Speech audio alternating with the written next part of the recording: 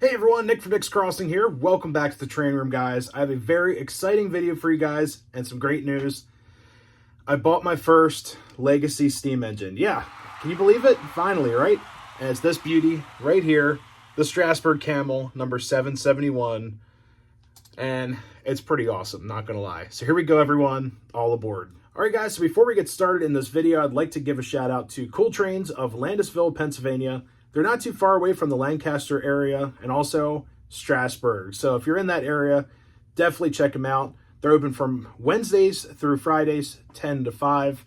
Then Saturdays, they open at 9 to 1 p.m. Definitely check them out, guys. They're a great help and helped me out with the price of this engine. Did some other trades towards it as well, and picked up a beautiful set of Fleet of Modernism PRR passenger cars. So it's been an awesome weekend. Thank you to Cool Trains. All right, guys, so yesterday I woke up early and I was like, you know what?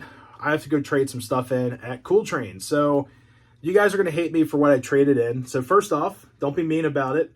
I traded in my LTI Chessie Special and its cars. So, I know I'm going to get the hate in the comments. And also, I traded in some other Chessie cars that I have not been running up here. So, got a great deal for that, and I put it towards this beautiful Legacy locomotive and a set of cars that I can't wait to show you guys in a different video. So, I get home and everything. I'm so excited to run this, and everything's working great. And I was like, you know what? This is so cool. It's like making history up here on the channel, and Nikki was here with me. She's like, all right, let's see this thing run. And it just blew my socks off. It's just a beautiful runner. The sounds are pretty cool. I love the whistle steam. They are pretty impressive. So guys, our piece today that we're talking about is a total Strasburg fantasy piece, meaning that the Strasburg actually did not run a 460 Camelback. But did you guys know that they actually ran an 040 Camelback from 1962 to 1967? So I thought was very interesting. The other question to ask, why did Lionel build this? Why didn't they build an 040?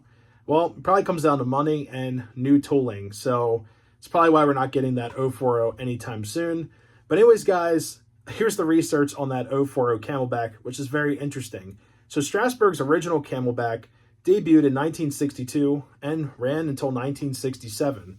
Now, the Strasburg actually purchased this from the Birdsboro E&G plant, and that was basically using this engine from 1946 to the late 1950s for shunting around steel and such. But originally this was a Reading Camelback numbered 1187, and these were specifically designed for the Reading by Baldwin, 1903. Now 1187 was the first of 19 others to be built in this manner. They're basically numbered as A-4ASs. That was their classification from the Baldwin plant. And they were basically for light freight duty, shunting cars and such in yards. Nothing too crazy. Their boiler pressure is only 200 psi, and it just was not really meant for heavy duty. Well, basically, when the Strasburg received this engine, it's actually pretty cool because it was the first engine to arrive at Strasburg under its own steam power in 1962. And later on, they discovered that this engine was very difficult to fire with bituminous coal. This engine required anthracite coal. That's why it has that Wooten firebox. They burn like junk anthracite, scrap anthracite to get that boiler pressure up to 200 psi. They also found out it had a lot of tractive issues being an 040. Now later on, Strasburg would put this to yard duties and also shunting duties, which I thought was very cool. So according to my research, they would park this locomotive in the Strasburg yard, and when the cars came in to turn the train around or whatnot, or move cars back and forth, they would use this Camelback. Now, unfortunately, we would see the end of this engine in 1967. A Baltimore charter of rail fans actually chartered this locomotive out for the last time, and this engine was then to sit in the yard to death, unfortunately. But recently, guys, in 2020, the Age of Steam Roundhouse picked this engine up, and it says undisclosed price in the research here, but they actually have restored this locomotive to cosmetic status at the Age of Steam Roundhouse. So you can go up to Ohio and check her out. So you guys are probably asking too, why did you buy a fantasy locomotive for Strasburg and there's other engines available? Now, first off, guys, it comes down to price and availability. Now, Strasburg 89 and 31 are still on my Strasburg collector list, but 90 is definitely out. I was not impressed with that engine when it came out. I saw lots of little flaws and things like that. I was over a friend's house, and he's an avid train collector, and he bought the Russian Decapod that came out recently from Lionel and set it next to his Strasburg 90. The Russian Decapod was a gorgeous piece. Totally just blew my mind. Then you set it next to the Strasburg 90, and it's like, whoa, there's paint issues, and also just things don't look right. So I was not interested in 90 at all. I also did not like 90's sound set. I had like a weird refresh rate to the whistle, and being a musician as long as I have been, I can hear that stuff in like editing and such. It's like a hard cut in the sound file. So I was not interested in that at all. And the crazy thing is, guys, I don't hear that edit on this engine at all. So just was not for me. But also with this fantasy piece, I can run it with my Strasburg stuff and anything else on the layout that matches the period. I'm not going to run this with like my, my AIM Fleet cars. I'm going to run it with my wood-sided box cars, my Pennsylvania heavyweights, things like that. So I thought it was a good all-around runner. You can run this thing with anything. It's just a very generic steam engine that happens to say Strasburg on the side. So it is kind of a cool piece. It's like a secret weapon to running anything that you want up here. You can run it with, any woodside, any railroad, any road name, whatever, and it'll still look pretty cool. All right, guys, so here is our 771 Lionel Lines Strasburg Railroad Camelback. This thing is really cool. Love all the features and details they put into this engine. There's also a great paint job on here. I don't see any globbiness or anything weird with the paint. And it's just a beautiful runner as well. Now, I do have a Camelback that was from MTH's Imperial line. That is very nice too. I think they are both comparable in detail. But this engine does have a really cool sound set that is different from that 777. Even though that 777 still has my favorite MTH whistle. Now, guys, first off, you can see all the detail they put in the front pilot here. Looks absolutely amazing. So we have a die-cast pilot.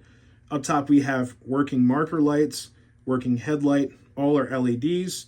We have our dynamo right here. Smokestack does the synchrochuff, puffing fan smoke, which is really cool.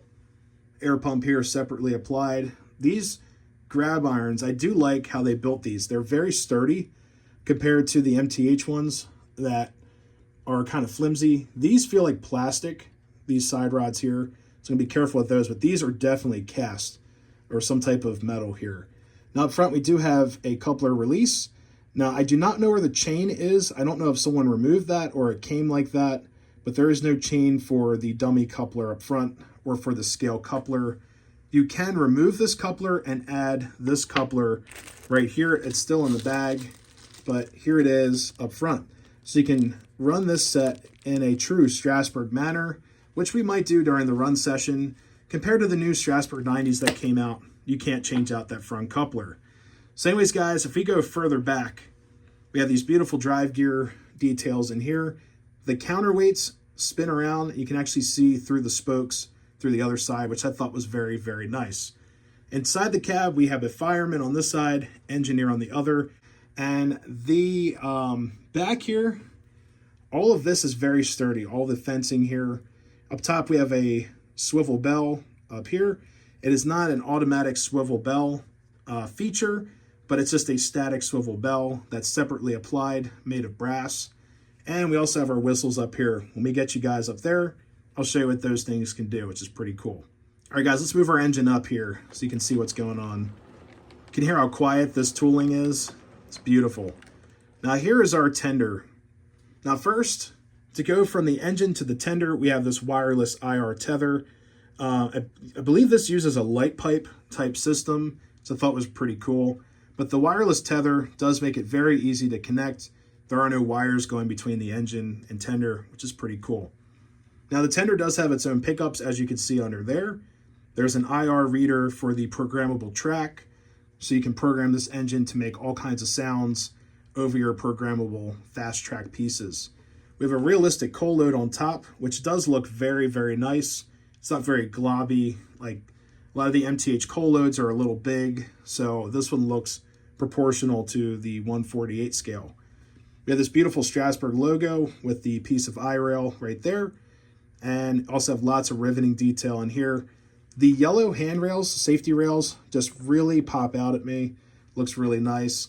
One thing I wish they had the chains that could go across, but you don't really find that with a lot of O-scale models. Now, if we go to the back of the locomotive, I'll show you guys the rear light. All right, guys, so here is our super bright LED, and you're looking at the refresh rate of that. So let me turn that off. And we also have a coupler back here, an electro coupler, which you can throw with R on the remote. You also get the coupler sounds right there. All right, guys, so here is our Camelback all fired up. We have the smoke running right now. It's very loud, it needs to be taken apart and cleaned, but for right now, this is gonna have to do. Now up front, we have these beautiful green marker lights that are lit. They also have the rule lighting in the cab, so once the engine starts to move, those lights shut down, and then once the engine stops, those lights turn back on, which I think is really cool. Now, up front, we have a fan-driven smoke unit that is very, very loud. If we go back further, we have our steam dome, and then here's the vent for the cab. We're gonna leave that open for those guys. And then behind the cab is our whistle, and this has whistle steam.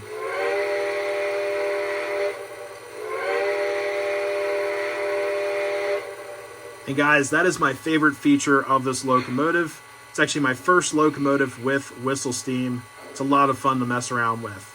Now, if we go back further, we also have a swivel bell, which is so cool. And then here's the sound of the bell. All right, guys, so this engine can actually be ran in a bunch of different ways. So first off, utilize a conventional transformer, which is how I started in trains, and honestly still run conventional trains to this day, and it's something that I do enjoy. But you can utilize a conventional transformer. I honestly recommend a protected transformer so you do not fry anything in this engine. You can also utilize a cab 1 remote. That's what we're using today right here, this dinosaur right here on your screen. We can also utilize a cab 1L remote, stands for legacy. You can utilize a cab 2 legacy, and also a cab 3 whenever that comes out. And also you can utilize your smart devices that have access to Bluetooth. This engine does have the Bluetooth equipped option, so you can utilize the Lion Chief app to run this engine. So I thought it was a really cool idea. It also has 5 whistles stored on the app, and it talks to your phone or smart device, and you can change those whistles on the fly, which I thought was really cool. You also get 5 different bell pitches, so if you hear something that you don't like, you can swap it out. It's very cool as well. But anyways, guys, so here is the whistle that I chose for this video. We'll also show you guys the other 4 whistles. So here we go.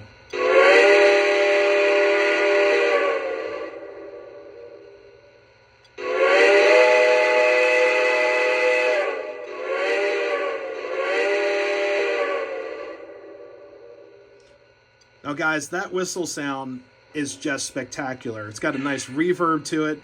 It's a full, complete sound file. It's not all chopped up like the Strasburg 90s sound set. I hate that whistle on that engine. It just drives me crazy. As a producer for a while, as sound tech, it just drives me crazy. I can hear that refresh rate in that whistle. But this whistle just sounds spectacular. Here are the other 4 whistles for you guys.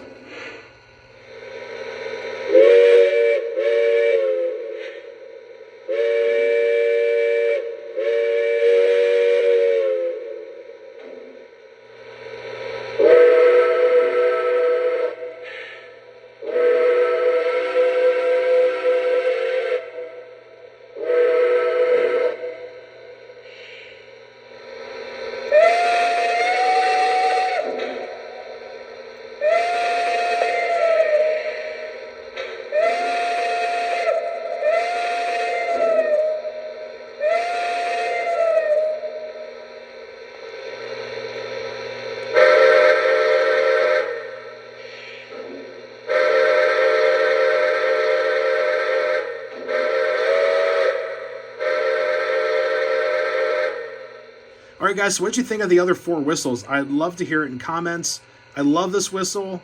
The only one I didn't like out of the 5, honestly, was the Banshee. It just, for some reason, just did not sound good coming out of the speaker of the tender. It just sounded like it was gonna like explode, but love to hear it in comments. And guys, here is our chuff sounds that we get.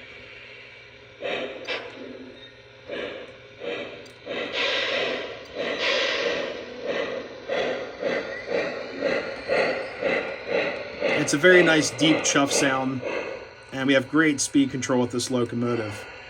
Now here are some other sounds for you guys. If we hit number 6, this does the blow-off sound. Now if we hit the aux buttons, you get like a hissing sound, and then aux 2 is very interesting. Aux 2 traditionally has turned off the headlights. It turns off all the lights, and then when we reactivate the lights hitting aux 2,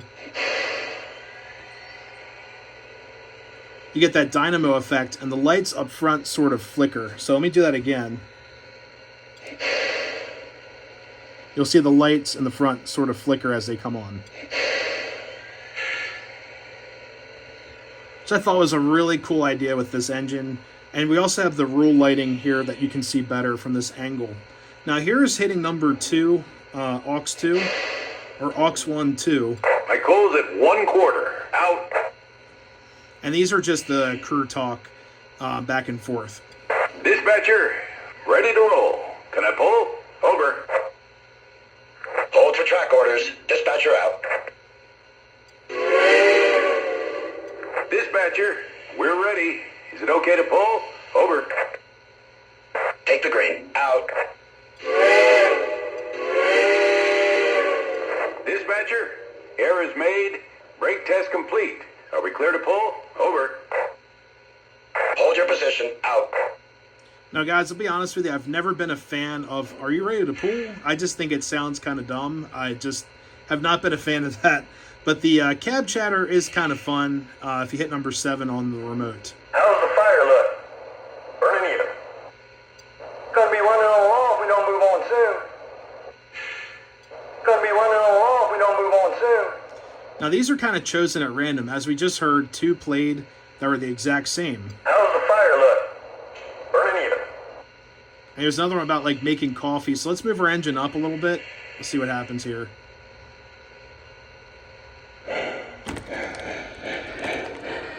All right, finally clear the yard limits. Let's get her up to track speed. And as our engine moves, the crew chatter sort of changes as well.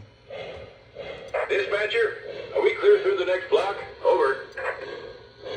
That's affirmative. Your track is clear. Out. Force the beat on. We've got to make an extra 2 minutes by the next stop if we're going to keep the timetable. And the other thing, too, that we get is if you hit the brake button, we do get the brake sound. So let me go in reverse here, and you guys will hear it.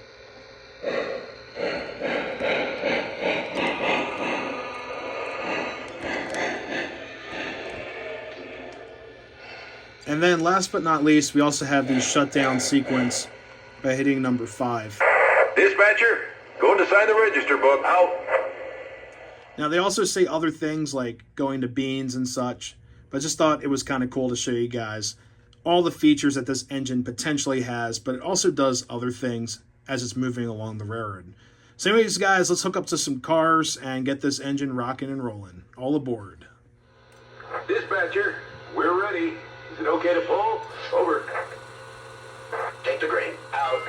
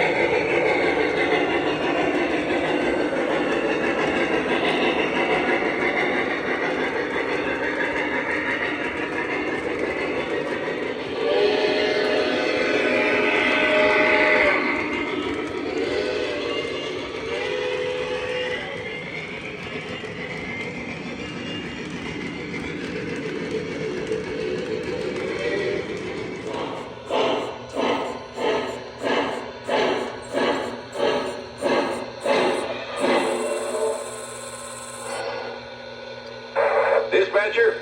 Go to sign the register book now. Alrighty, everyone, that's going to conclude this run day and review session of my first ever Legacy steam engine. And guys, I was very impressed with this engine, the way it ran and everything. I just needed some minor servicing, just needed some oil and some grease. I heard like a squeaking sound start during the run session, so that was halted, thankfully, with some oil, so she was just thirsty. But I do need to dig this engine apart and service the smoke unit. That squeaking is just driving me crazy. And that's just the impeller grinding on something, or the bearings in the motor or the brushless motor is just dry and it's squeaking. So should be solved with some light motor oil or 3-in-1 oil. Should be good to go. But anyways, guys, I really do enjoy this engine. I like having this fantasy piece because, like I said, you could run this thing with anything. It's not road name specific because it's a fantasy piece. So if I want to run this with my Woodside reefers, why not? You know, it's technically a C&J Camel with a Strasburg livery. So it's just something kind of cool. It's very different, and I really do enjoy it. I love the whistle in there, and hopefully you guys enjoyed those other whistles. Like I said, guys, leave a comment. Tell me which whistle you like the most out of all of those. But anyways, guys, if you're new to the channel, always consider subscribing. Leave me a comment. Leave me a like if you enjoyed this video. Till next time, everyone, happy railroading. We'll see you next time. See you guys.